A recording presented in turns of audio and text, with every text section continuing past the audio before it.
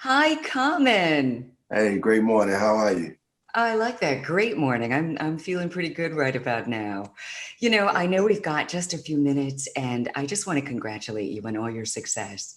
We Thank you. all fell in love with you early on, with your rapping, your acting, your artistry, but mostly I've got to say your activism. And I want to get right into your A Beautiful Revolution. Part one, I fell in love with. How are Okay. you feeling? I mean, are you excited about part two?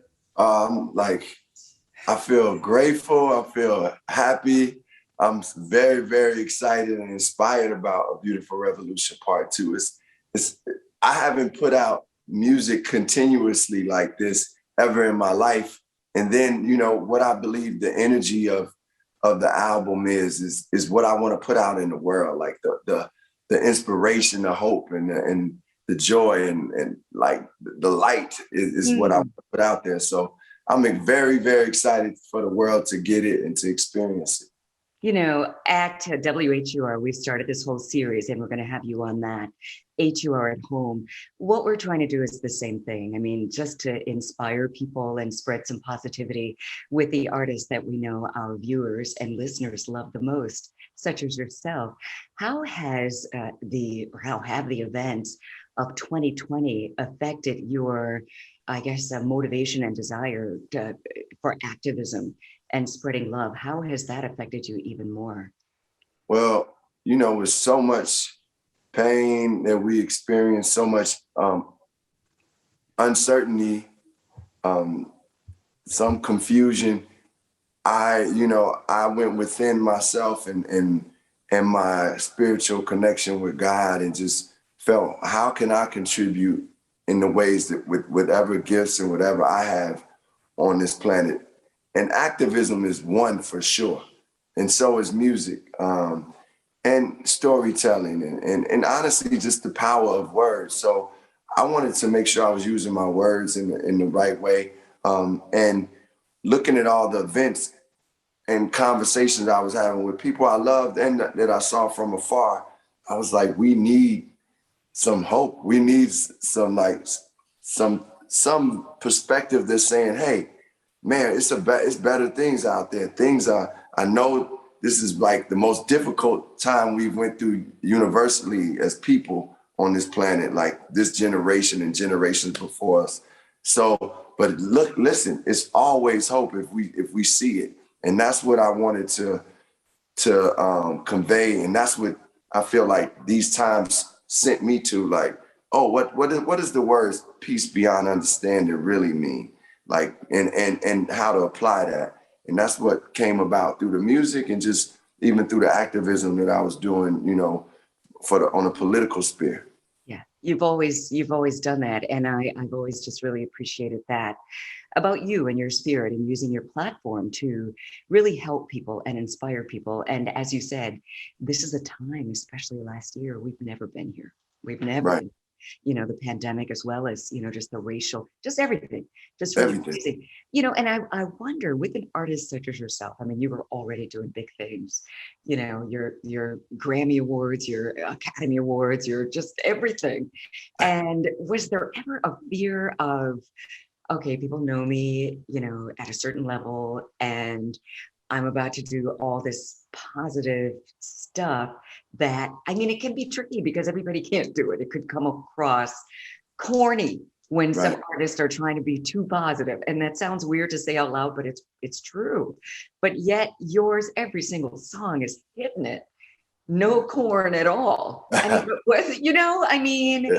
that's a tricky balance. How did you find it? And was there ever any fear? Yeah, well, I think that's a great question because, when you are like putting out music that is socially conscious and music that the intent is to be uplifting, it could really come off as like preachy or like it could have corn to it. But I believe, that when you come from an honest place, a pure place, like one of the most slept on aspects about artistry that to me that allows people to be at their greatest is them coming from their heart and their soul.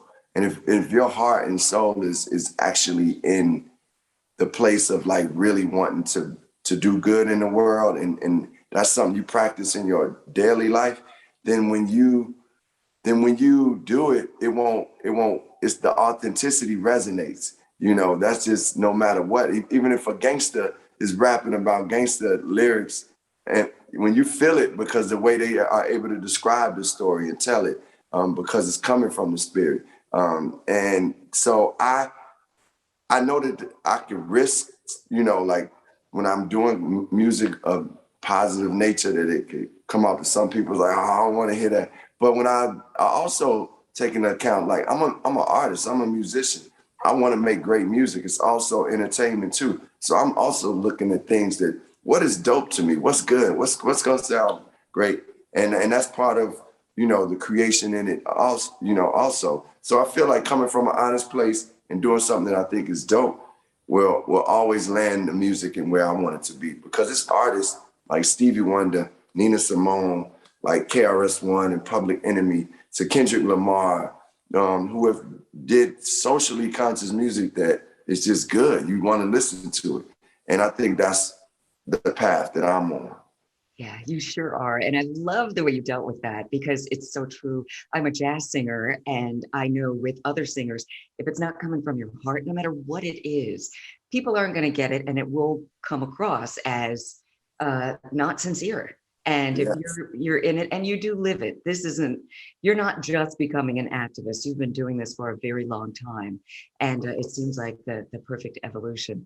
Well, you know, I Congratulations. gotta say this. You know, as a jazz singer, that even, you know, sometimes, I mean, obviously you, because you're a jazz singer, you hitting the notes perfect probably, but sometimes it's just the feeling of, like, you don't even have to be always, like, it ain't always about the notes. It's like the feeling that comes across. You know, we talk about that, me and some of my friends, about Mary J. Blige. It's like, she's the artist that she's not always like just about like, okay, my pitch is perfect, and it's like, oh, this is a feeling that comes across. And that resonates throughout time, throughout generations. When you tell that human story from your heart and from your experiences, and you allow that to come through you as an artist.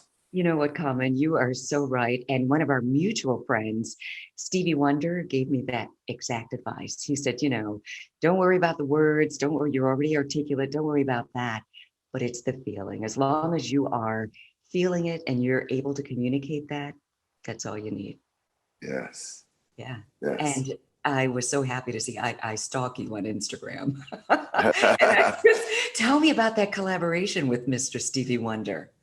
Oh, I mean, listen, it's from a song off A Beautiful Revolution Part 1. It's called Courageous.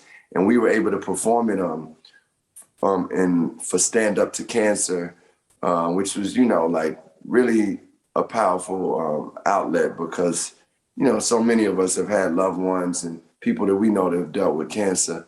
But for Stevie Wonder to show up and perform with me live was just, I mean, at one moment I just looked over and was like, man, this is Stevie Wonder. Now, I've had many experiences with Stevie, you know, from just like jamming with him at a certain point, to him recording another song we did together, to us just having conversations.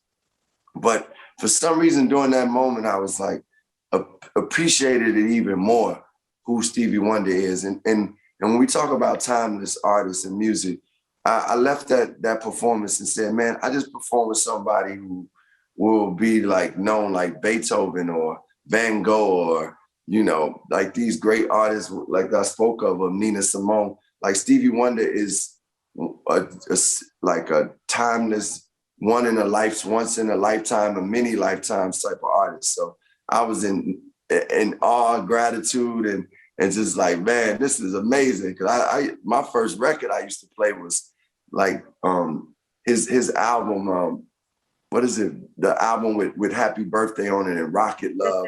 Songs in the Key of Life? No, it was the July, Hotter Than July. Hotter Than July, yes. Hotter Than July. My gosh. Oh, I love it. I mean, and like Stevie Wonder, you've carved out your own lane there. And I'm just so proud of you and just so happy about everything that you're doing. You're even going to be on, is it Jimmy Fallon? Are you Yes. excited about that? Very excited. The performance is going to be incredible with Black Thought from the Roots. It's a song off the album called When We Move. It's featuring Black Thought and an artist named Seun Kuti, who's from Nigeria. And it's really like a global, international funk, soulful song. So I can't wait to perform it. Oh my gosh, I can't wait. What are you the most excited about on this new project? I want to make sure I get it right. A Beautiful Revolution Part 2. Is there one track in particular that's your baby, or what? Well, When We Move is a song that I really love because it's a song where I'm talking about the empowerment of Black people and the influence that we have on the planet. And because Seun Kuti from Nigeria, who's the son of one of my favorite artists, Fela Kuti, is on it, it's like, it just makes the song so international to me. And like, it took it to levels beyond what I thought it would be. And I'm excited about that. I love a lot of the songs just on the project, and I'm excited to put out just great energy music. So A Beautiful Revolution Part 2 is just, it's a beautiful time. It's a beautiful time. You're a beautiful artist. Common, thank you so much. It's such an honor to meet you and spend some time. Thank you for taking the time. Thank you. WHUR. I really appreciate you. Appreciate you. Blessings to you, sis. You too.